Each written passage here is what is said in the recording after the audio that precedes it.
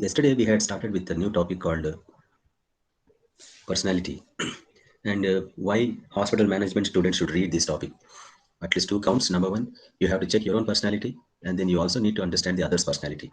And then every time you come across somebody with whom you need to work, compatibility issue arises, not only in workplaces but also in life, uh, family life. So incompatibilities would always rise. Why sibling rivalry exists? Why brothers sisters fight? Why brothers fight? Why sisters fight? Why husband wife fight? It's all because of incompatibilities. So understanding each other and overcoming those misunderstandings and getting along uh, is only the way. And then understanding each other definitely needs a more scientific approach, and that's the topic called personality. So yesterday we had seen that we all wear various masks in our life, but actual personality is beneath the mask. How many masks we wear, we really don't know, honestly. But as we keep removing one after the other, as we grow older, we would have understood more about ourselves and therefore our lives more meaningful. That's on the personal count. But if you have to understand others' personality, you have to help them remove their mask so that we can understand them much better. And that's what we do normally in any job interviews. Why would we keep asking so many questions? Every question is an attempt to remove the mask. And then somebody is not willing to remove the mask. He wants to protect his or her own mask, and you are forcing them to remove it. That's what interview is all about. Every time they remove the mask, some qualities are visible, maybe technical qualities, maybe behavioral qualities, and so on. Sometimes our attitudes, all are beneath the mask. Now we had already seen what is personality, various definitions we had seen, and it is very stable relatively, therefore it doesn't easily change. It takes years sometimes to improve our personalities. We had finally seen that personality is the sum total ways in which an individual reacts and interacts with others. So every time you react, your personality is understood. And every time you interact with others, your personality is understood. Like I gave so many examples yesterday. Somebody is outspoken, somebody can easily relate to any stranger, whereas somebody else is always cautious, doesn't take any moves. So you can always have two kinds of people. Somebody, unless you initiate, will not open up. And somebody, irrespective of whoever it may be, they just open up. So these are all the qualities you can see among your own family members, even in your workplace.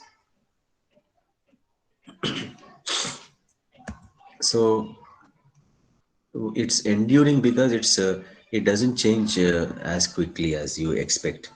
That's why it's a long term. It stays with you for a very long term. Now it is determined by various characteristics, various factors, as I told in the previous class, called heredity, environment, and the situations in which you express your personality. One situation is an interview, maybe any function. For example, how many of you would attend all the functions to which you are invited? And then how do you behave when you're attending a function? Imagine if you don't have your mobile phone and you are late to the function. How do you behave? Would you straight go to the front row of the function, or you would simply be somewhere in behind, somewhere at the end of the function hall, waiting for your people? That's your personality. So there are only two kinds of people: someone who is always waiting at the back of the function and then expecting the host to come and take you in. Whereas there's another kind of a person, irrespective of the hosts coming, would just straight go to the front row and try to occupy the seat. Are you that type? You can cross check. Sometimes we say that it's not advisable to go and sit in the front row because front row is meant for VIPs, and if someone else comes, then you may have to get up. So that's kind of a fear or embarrassment prevents you from going. Could be one reason.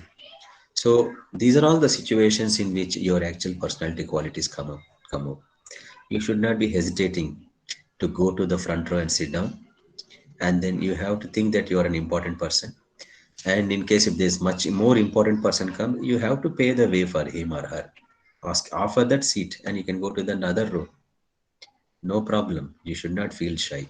So this is the conscious way of overcoming our personalities. And yesterday we had seen quite a lot of personality tests. I think the MBTI and which one is that? It's called Big Five personality. So today we'll go a little more into the remaining personalities. We had seen yesterday one of the most comprehensive and most popular test called Myers-Briggs Type Indicator (MBTI), and then we had also seen what is called Big Five personality, which is also a very popular personality test. So at least now you would know there are 16 personality characteristics in MBTI, and there are five personality characteristics in Big Five. So 16 plus 5, so 21 characteristics you would have known by now had you taken those tests. Now, as you move through this slide, you would come across many more personality tests. These are basically called major personality qualities. Uh, Number one, locus of control. Number two, Machiavellianism, self-esteem, self-monitoring, risk-taking, proactive personality, type AB personality, goal orientation. And there are many more actually. We will anyway. These are some important personality tests which are very popular throughout the last 100 years. So therefore, we will try to see each one of them. I'm sure by now you would have taken this test called locus of control. Now, it's a very important test because according to this test, there are two qualities that are uh, clashing in you. Now, what do you mean by this locus? Locus of control means what controls your destiny. So many times we say that our destiny is not in our hands. That in Indian culture we always say that our destiny is not in our hands.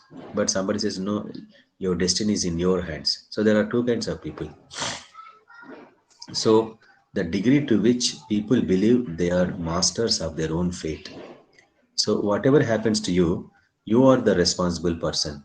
Or you say that whatever happens to you, because of your belief that your fate is determined already. We say in India, our fate is written on our foreheads. But if you speak like this to an Englishman, he would be surprised. How is it? He would take it literally.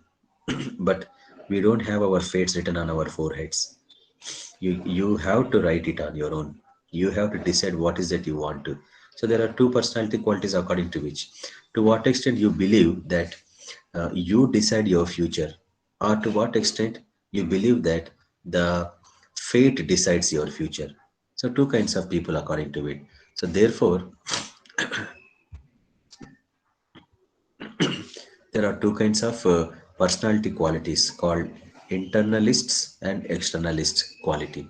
Internalists, these are the people, that's what, on a scale called locus of control, the extreme of the scale on the left side is called internalists, and on the extreme end of the scale is called externals. So when you have taken the test, it would have told you whether you are an internalist or an externalist. So if you're an internalist, it suggests that you are the one who believe that you can control whatever happens to you. So you have all that decision making. You know how to control your own future. You decide where do you want to go. Whereas externalists are those who believe that whatever happens to them is controlled by outside forces such as luck or chance, or you say karma in this country. Unfortunately, we have never seen luck, we have never seen karma. It's not available anywhere. If it is available, we would have purchased in tons and tons of quantities. That's unfortunate. It's not available, but we believe there's nothing called luck. Nowhere, nobody has proved it so far.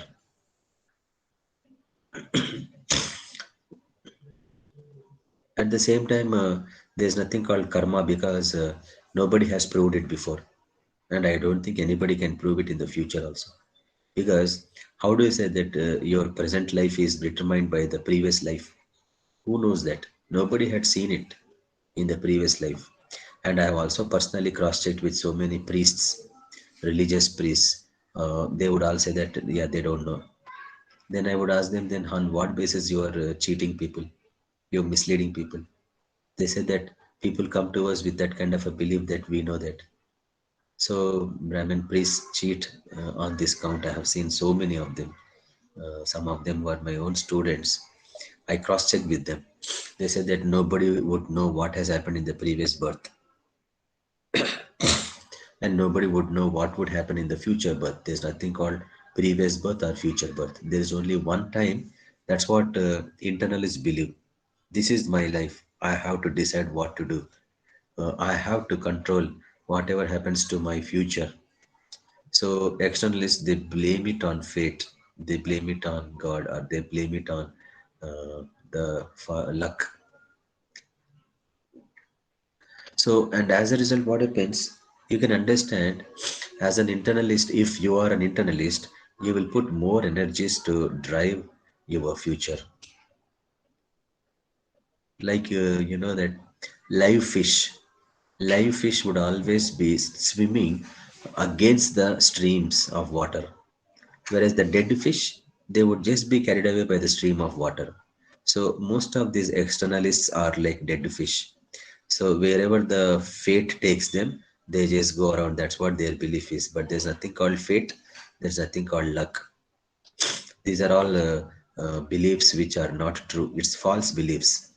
So one has to decide: are you internalist or externalist? Based on the test that you had taken, you would know who you are. Now you can imagine, if you're an internalist, you cannot be compatible with someone who is externalist. No doubt. What if your spouse is an internalist and you're externalist? Incompatibility. What if you are externalist and your spouse is internalist? Still, they will have incompatibilities.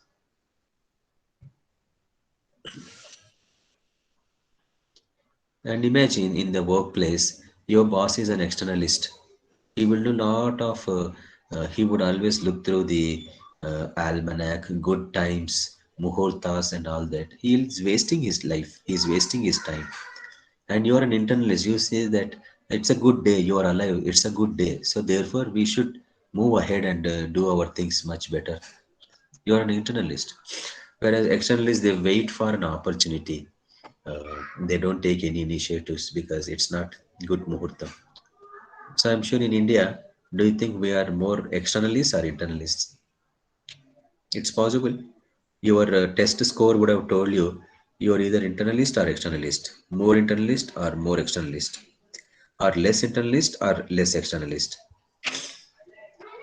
But it's possible in India, we are confused a lot. We are having two qualities. We are somewhere in the center of the scale. We are internalists as well as externalists. Like you prepare well for the examination, but at the same time, you also expect that, what if my exam paper is tough? There is somebody to help me. But I'm telling you, nobody will help you. But that's only your belief. You try like that. While going to your examination hall, having prepared so well, you would go to the nearby temple, offer your puja, and then go to the examination hall. Why would you do that? You believe that because of this puja, all those exam question papers are known to you would come. What if they don't come? You think your puja is wasted, or God didn't hear your pujas or prayers? You're externalist more. So there's nothing wrong. You should have personal faith. All that's fine. But when you're going to an examination, it is an opportunity to prove your worth. So you are supposed to be more internalist. So in India, we have this confusion. We are both internalists as well as externalists.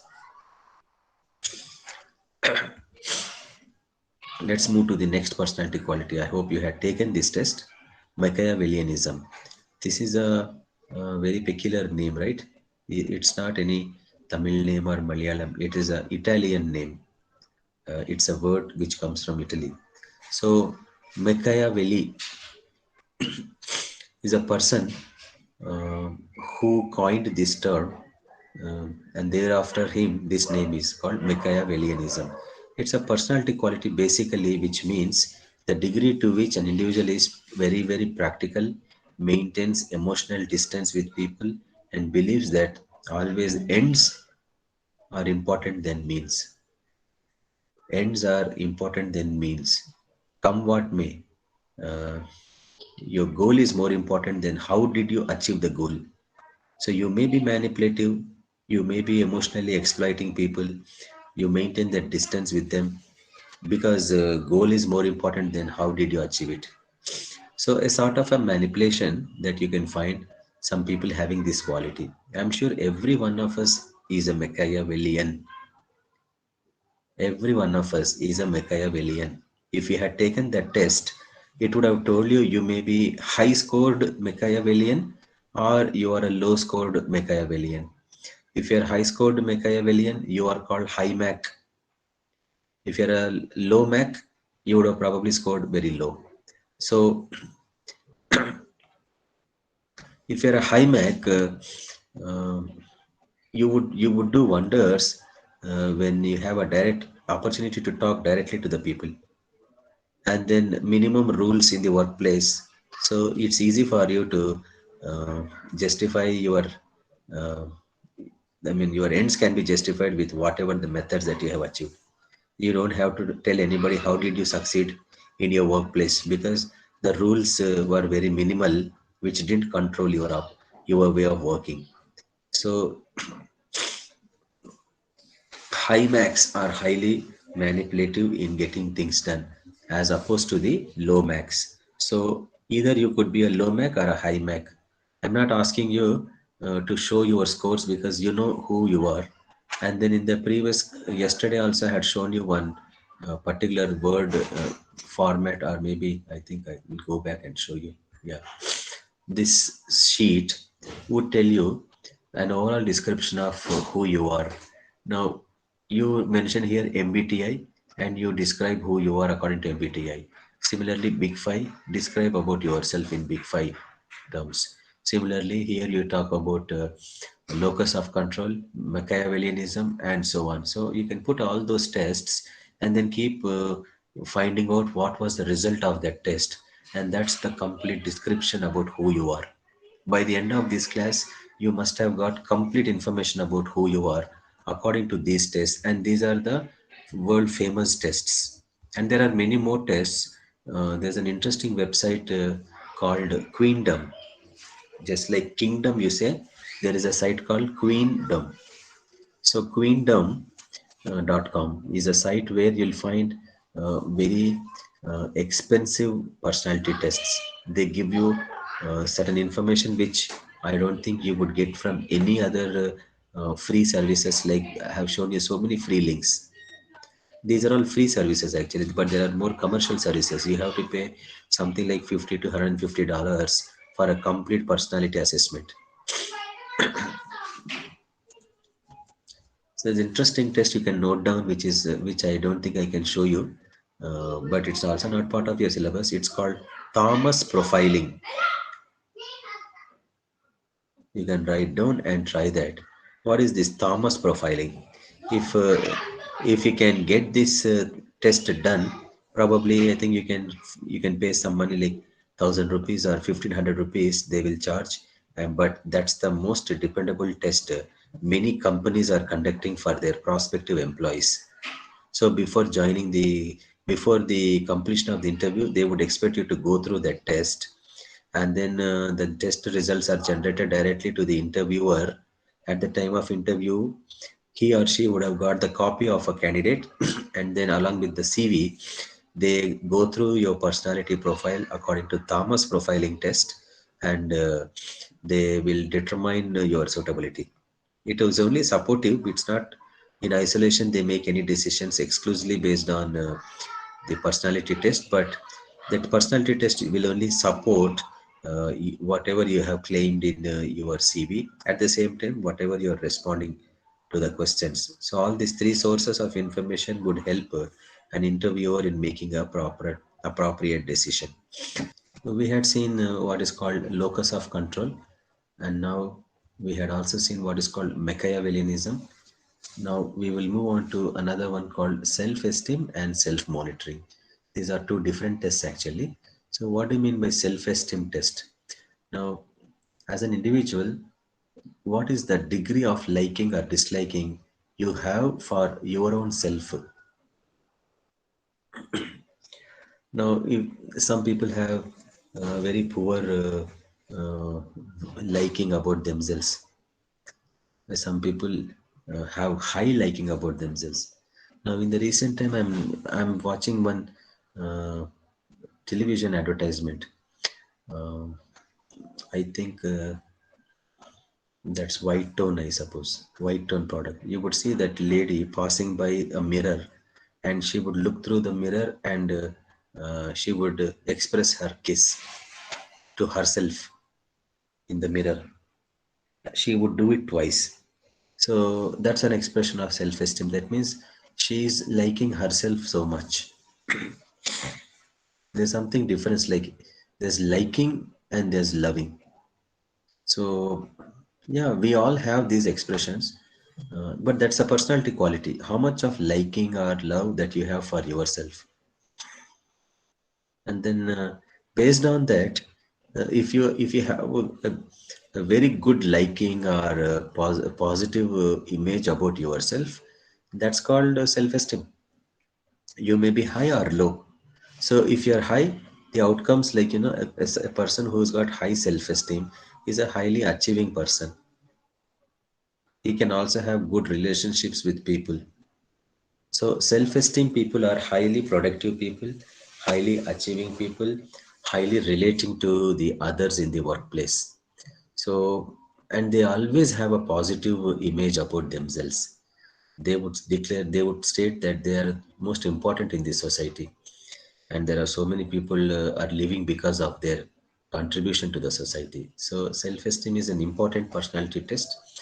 uh, there's something opposite to which called selfishness, which is different from self-esteem. So self-esteem is how much of liking or disliking you have for yourself, and as a result, your productivity, your performance, your relationships, and quite many outcomes of in your personal life can be determined by this single variable alone. For example, if you are frustrated, it will affect your self-esteem. If you are depressed, it will affect your self-esteem. If you have anxiety, it will affect your self-esteem. So you have to address those things if you want to improve your self-esteem. Now, there's another personality test called self-monitoring personality quality. So what does that mean? It measures an individual's ability to adjust his or her behavior to external or situational factors. So, how should you behave? Always you keep assessing yourself in relation to the environment in which you are existing. For example, you go to a party, how to behave in that party, how to talk to people. When someone introduces you to someone else, how should you greet him? How should you speak to him? Those kind of exchanges. This is what we call adjusting yourself in a given environment. So, how quickly, how periodically you are involved in uh, measuring your own ability to adjust in any given situation. I've seen some families in which children easily relate to any strangers, whereas in some families, never.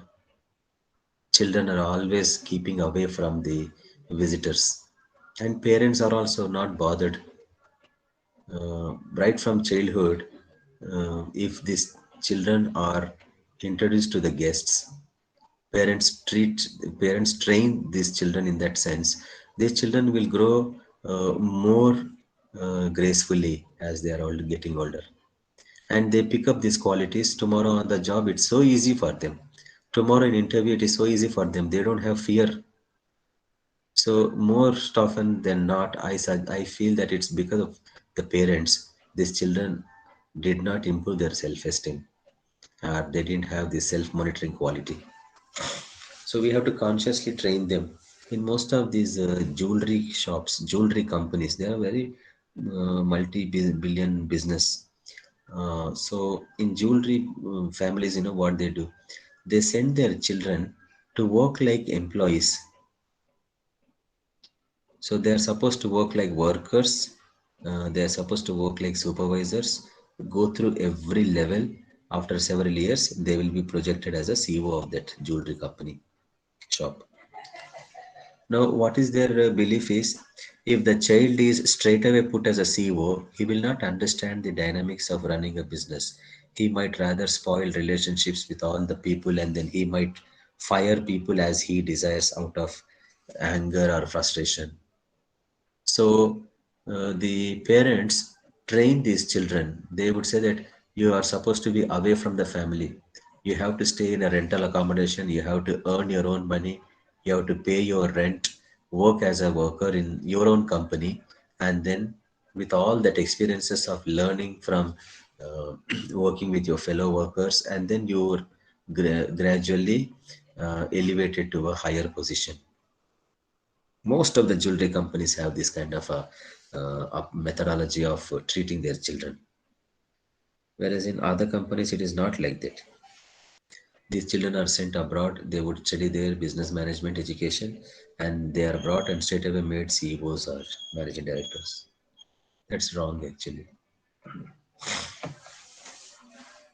Now let's move to the next one called risk taking.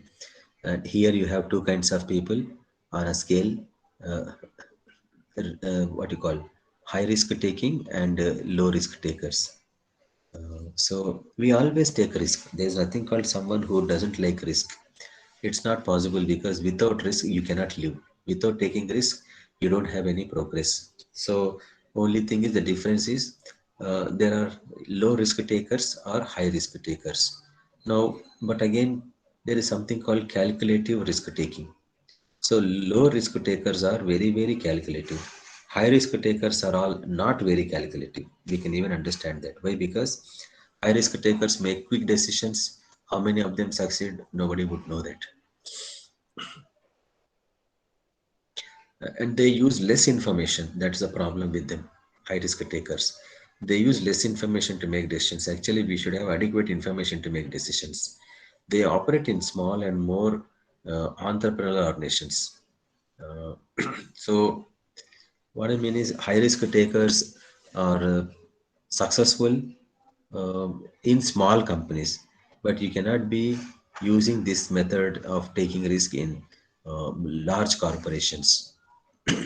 It results in crores of rupees loss if anything goes wrong with the decisions, because most often 50% of the decisions made by managers fail. That's the standard research outcome. So, what about the low risk takers? They are slower to making decisions. They require more information before making decisions, and such kind of people would be successful in large organizations with stable work environments. So I'm sure you would have taken this risk taking test.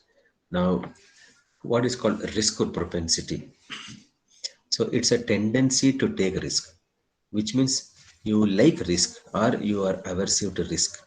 So one side, you may be a high risk taker or low risk taker. On the other side, you have a tendency either to completely shun risk taking.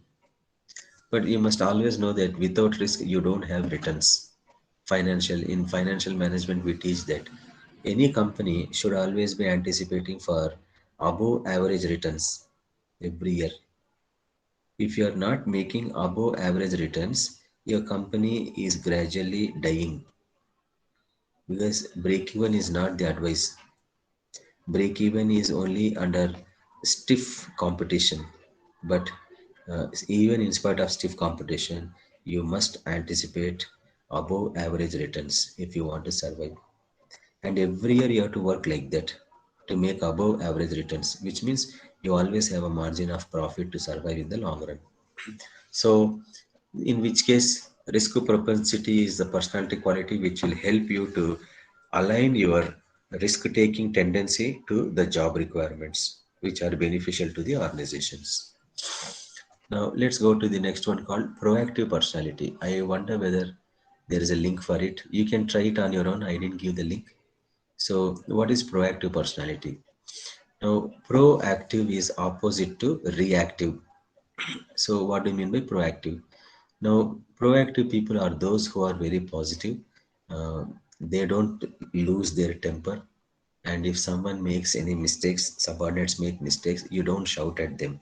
You try to understand why they made the mistakes. So that's what we call proactive personality. You always identify opportunities, you take initiatives, you show initiatives, and then uh, you work until you make a meaningful change around yourself. You will always create a positive atmosphere, and then in spite of constraints, in spite of obstacles, you create a positive atmosphere. That's your proactive personality, opposite to which is called reactive personality. Most of us are reactive. Almost 95% of us are reactive. Only 5% of the people are proactive. Like, for example, what if there's a little child in your family who breaks some valuable crockery? How would you react if you are the mother or father? I'm sure you will all react. You will shout at that child. Perhaps you would also give a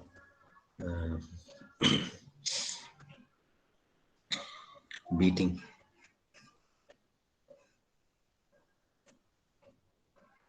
You will scare that child.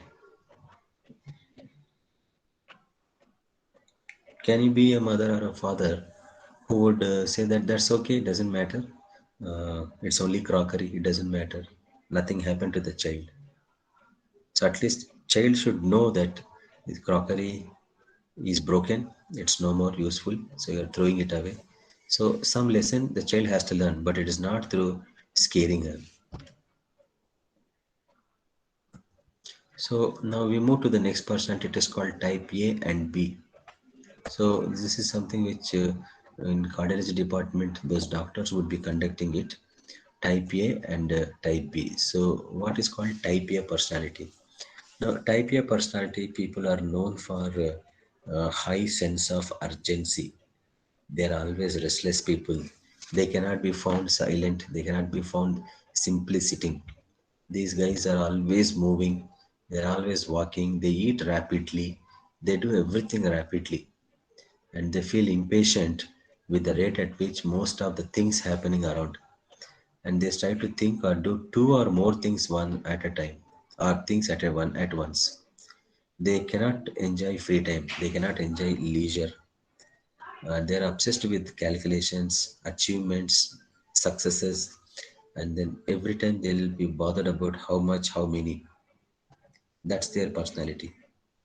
I'm sure you could have this personality. I have this personality.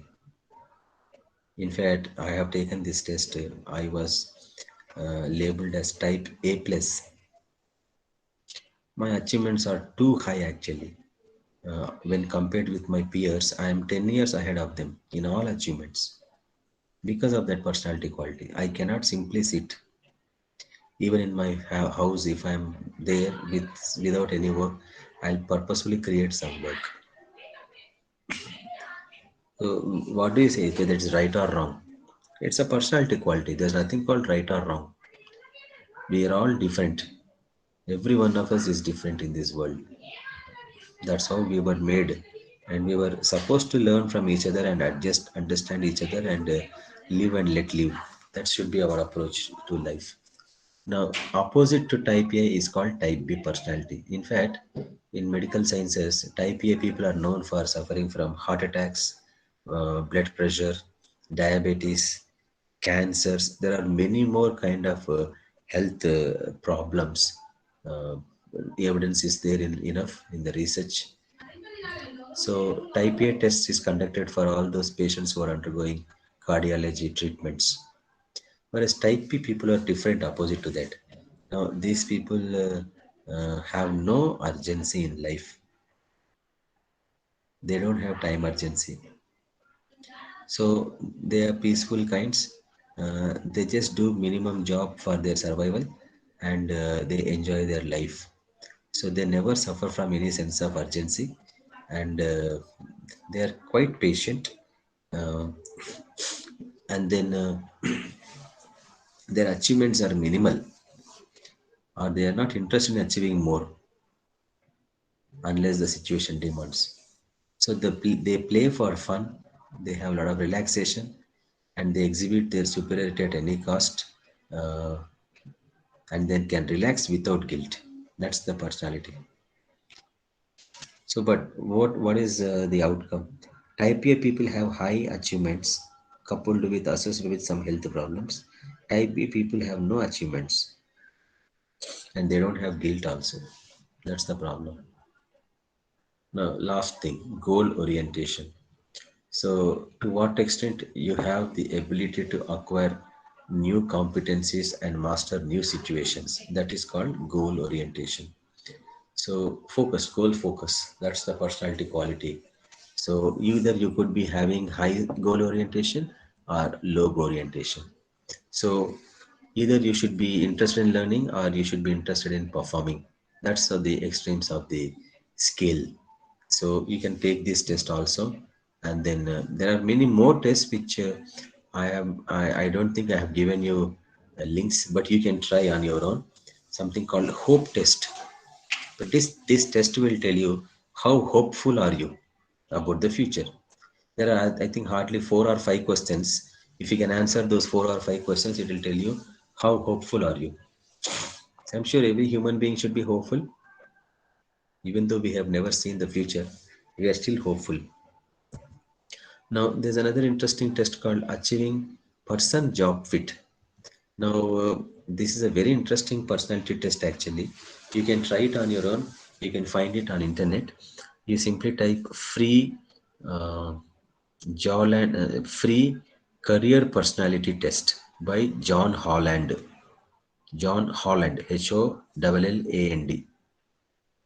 This I conduct very regularly for graduating students, particularly the degree students when you are passing out of their colleges. And this can be done for even the 10th class students when they are concluding their 10th class. You run this test, and this test will give them uh, how many? Six characteristics, six personality types called realistic, investigative, social, conventional, enterprising, and artistic. Now, based on this, there are quite a lot of, uh, I'm not explaining you elaborately, but you can try it on your own. If you are realistic, what kind of jobs you will enjoy? If you're investigative, what kind of jobs will you enjoy? Similarly, if you are social, what kind of jobs should you search for? Or what kind of courses that you should pursue? If you are very conventional, what kind of courses that you should pursue or jobs that you pursue? Similarly, if you're artistic and enterprising, what kind of jobs, what kind of educational programs that you should pursue? That decisions can be made based on this. So I would ask every 10th class student to take this test, because very crucial, they will make a decision after 10th class for what they want to become. Like for example, after 10th class, some people might like to go for medicine or engineering, or that's it. Broadly, this is how in Andhra and Telangana we classify. But there are many more powerful professions that are available today apart from these two. So this personality test will suggest which kind of careers would be more suitable for people based on the personality type. So even you can take it, but you will be have an eye opening. What if this test tells you that you have unfortunately in a wrong position, wrong career today? So, but still, it is an opportunity to know certain things which are hidden in you.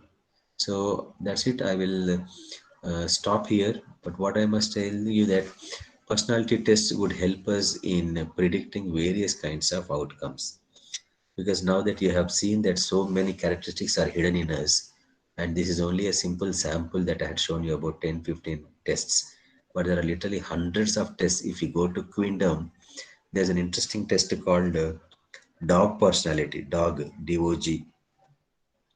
So what kind of a dog are you? That personality test will give you a 20-page description about who you are. Well, you have to pay money, but it's worth doing it, at least one test. So it will give you a description about various types of dogs in this world. So each dog is known for certain qualities. If you're a German Shepherd, you have a different qualities. Or if you're all session dog, you have a different qualities. If you are a Pomeranian or something, various kinds of dog names are there. So based on the questions that you have answered, they classify you according to those dogs, and then descriptions are given. So there are very many interesting personality tests that you can find. What if you see that if there is sometimes they also put a free test, though it's a commercial test, you're saving $100, but you'll still get that 20-page document. So I used to do that. Now I've stopped, and I don't find time to do all those. But you can try that, because this is the time you should learn more about yourself, because personality can predict your job fitness, your team fitness, your health, your happiness, your productivity, your achievement, and the challenges that you're taking in life. If you're a high risk taker, you're more challenging. And not only that, your subordinate's personality also predicts the same outcomes. Besides that, the compatibility. So this is something which I ignored. There's no need for this topic called emotions. That's a totally different topic. But there is another interesting personality test you can try. It's a commercial one called uh, temperament test. Temperament. What type of temperament that you have? You can take that test. And then, as and when necessary, I'll also conduct some more personality tests besides what you have seen now as we move forward from tomorrow onwards. So, tomorrow is what? Tomorrow is Thursday, right? Thursday, Friday. Yeah. So, Saturday, I'll be there with you. We can do some extra refreshing of all these topics. So, tomorrow and after tomorrow, we'll have online class. And then we'll start with a new topic tomorrow. So, that's it. I'll pause here. If you have any questions, you can ask me, or any expectations, anything that you want to clarify, you can still do that.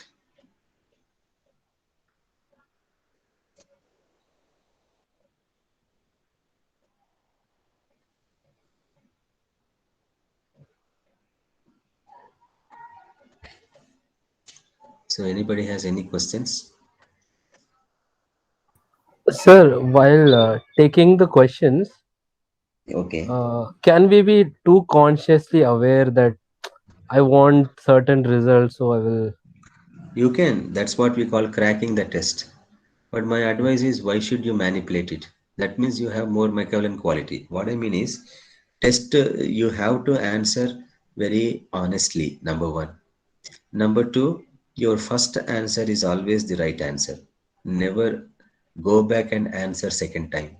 These are the conditions if you really want to know what is hidden in your self.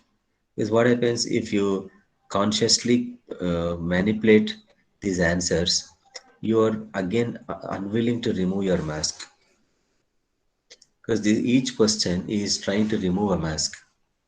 You have likewise hundreds of masks that we are all wearing. So that's what your reluctance to remove the mask. Yeah, some people might do it, but what I mean is the outcome is no meaningless. I mean, it doesn't have any sense, because it doesn't really talk about who you are, because you have manipulated the score. So my advice is two things. Number one, always be honest every time you're answering to that question. And then number two, uh, never go back and re-answer, because the first answer is the right answer. The second answer is manipulating. I hope I have answered you. Yes, sir.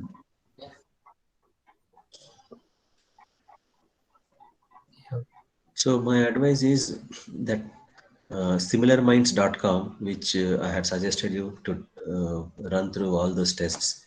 There are many more tests which I have not suggested you. So whenever you have leisure, just go through all of those tests and finish off knowing much about yourself. And then that's it.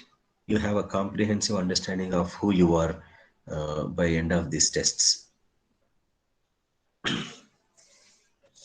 That's it for today. If anybody still wants to talk, we can. Otherwise, we'll discontinue the topic.